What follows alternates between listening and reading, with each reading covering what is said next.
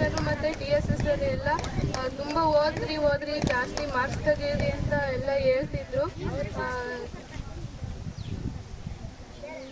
ಇನ್ನು ಹೇಳ್ಬೇಕು ಅಂದ್ರೆ ಪದನೇ ಸಾಲಲ್ಲ. ಟೀಚರ್ಸ್ ಬಗ್ಗೆ ತುಂಬಾ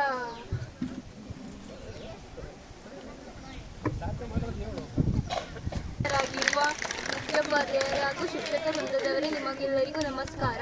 ನಾನು ಇದು ಪ್ರತಿಭಾ ಪುರಸ್ಕಾರಕ್ಕೆ ಆಯ್ಕೆಯಾಗಿದ್ದೇನೆ.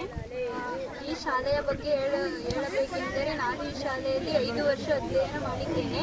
ಈ ಶಾಲೆಯಲ್ಲಿ ಎಲ್ಲ ಟೀಚರ್ಸ್ ನನಗೆ ಜಾಸ್ತಿ ಸಪೋರ್ಟ್ ಮಾಡ್ತಿದ್ರು.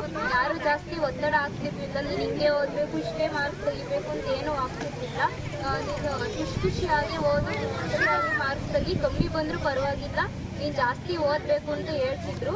ಮತ್ತೆ ನೀವು ಈ ಶಾಲೆಯನ್ನು ಬಿಟ್ಟೋದ್ರು ನಿಮ್ಮನ್ನು ನೀವು ಜಾಸ್ತಿ ಗುರುತಿಸ್ಕೋಬೇಕು ಅಂತ ಜಾಸ್ತಿ ಹೇಳ್ತಿದ್ರು. TSS ಸರು, SCJ ಸರು, KNK ಸರು, ಅಶ್ವಿನಿ ಮಿಸ್ಸು, ಪ್ರಕಾಶ್ ಸರು ಎಲ್ಲ ಜಾಸ್ತಿ ಸಪೋರ್ಟ್ ಮಾಡ್ತಿದ್ರು.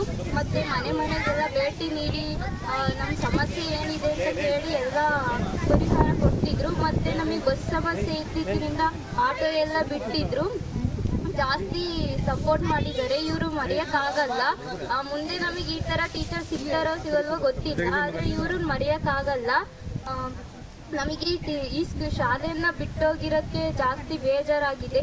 ಇನ್ನೂ ಓದಬೇಕಾಯಿತು ಅಂತ ಅನಿಸ್ತಿದ್ದೆ. ಅವಾಗ ಗೊತ್ತಾಗ್ತಿರ್ಲಿಲ್ಲ ನಮಗೆ ಓದಬೇಕು ಅಂತ ಆಟಿಕೆ ಆಡ್ತಿದ್ವು. ಆದರೆ ಇವಾಗ ಗೊತ್ತಾಗ್ತಿದೆ, ಜಾಸ್ತಿ ಓದಿ ಇನ್ನೂ ಮಾರ್ಕ್ಸ್ ತೆಗೆದಿದ್ರೆ ಇನ್ನೂ ಜಾಸ್ತಿ ಗೌರವ ಸಿಗೋದು, ಟೀಚರ್ಸ್ ಸಿಗೋದು ಅಂತ ಅನ್ನಿಸ್ತಿತ್ತು.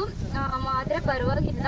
ಇವಾಗಿರೋ 10ನೇ ತರಗತಿಯವರು ಇನ್ನೂ ಜಾಸ್ತಿ ಹೆಚ್ಚು ಅಂಕ ತೆಗೆದು ಅವರಿಗೆ ಜಾಸ್ತಿ ಗೌರವ ತಂದುಕೊಡ್ರಿ ಅಂತ ಹೇಳಕ್ಕೆ ಇಷ್ಟಪಡ್ತೀನಿ. ಧನ್ಯವಾದಗಳು.